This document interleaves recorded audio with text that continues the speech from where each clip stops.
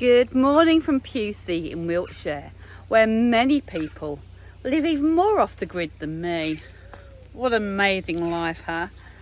The wedding isn't until 4 o'clock this afternoon, and I find myself just over an hour away from King Alfred's tower that I posted about and stumbled across on Facebook about a week or so ago. So I'm going to jump on the bike and go down there, have a little explore. It's another National Trust place which I have a pass to.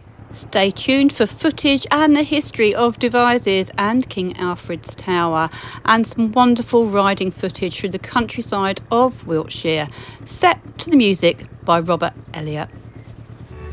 Whilst this is playing, please remember to hit that subscribe button, and if you're enjoying this vlog then give it a thumbs up and share it with your mates. And if you'd like to buy me a cup of coffee, then you can do so by clicking on the link in my bio.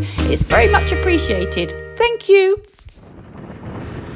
Devizes is a market town which developed around the Norman castle here, which was built in the 11th century. The castle was besieged during the 12th century civil war between Stephen of England and Empress Matilda, and again during the English Civil War. The Royalists took control from the parliamentarians, and it remained under their control until 1645, when Oliver Cromwell attacked and the Royalists were forced to surrender. And then 3 years later, they just destroyed it anyway. From the 16th century, Devizes was known for its textiles, and by early the 18th century it held the largest corn market in the West Country, and the Corn Exchange was built in 1857. Also during the 18th century, some of those nasty habits were formed as brewing, curing of tobacco and snuff making were established here, and the Wadworth Brewery was founded in 1875.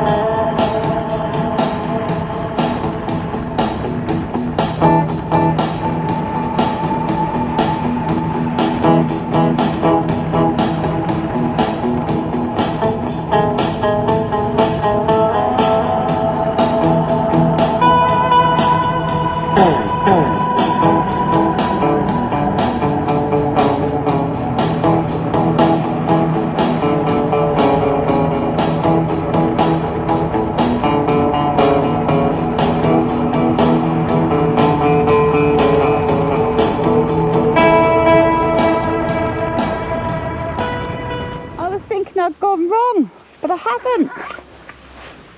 Oh, there it is.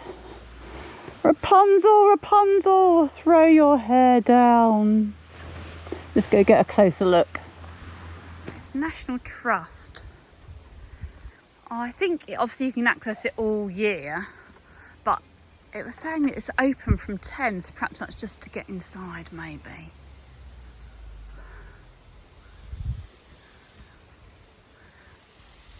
Bit of a long way up. So it's a Saturday today. It's open from 11 till 3. Last entry at 2:45. 7:20 for adults, but I have my annual membership. And remember, if you have an essential companion, you'll always go free. This tower contains 1.2 million bricks, and they were all handmade on site.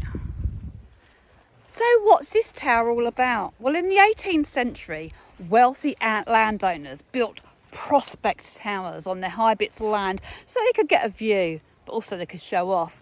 So Henry the Magnificent, or Henry Hoare, he decided to build one of the largest, and it is pretty impressive, and he named it after King Alfred the Great. Now, the reason it was named after King Alfred the Great, the Saxon king, was because this is King Settle Hill where it's built, and reputedly, apparently, where he raised his standard before going into battle with the Vikings. And it is the only tower or landmark in this area that is named after a real person and not a mythical god or creature. So it's actually free, obviously, on the outside, and you can come in and see the information. You pay to go up to the top, but it's 205 steps, and there's no way I'm going to get up there today, or any other day probably. But it is really good just to come here. You know what I'm like. I like to touch the walls, and I love that it's a three-sided structure. And when you come round one corner, this is what you see. Oh, that presumably is where you stand to look out. I think I'm happier here. Anyway, on the way in, there's a little coffee van, so I can get myself a coffee and then head back for the wedding this afternoon.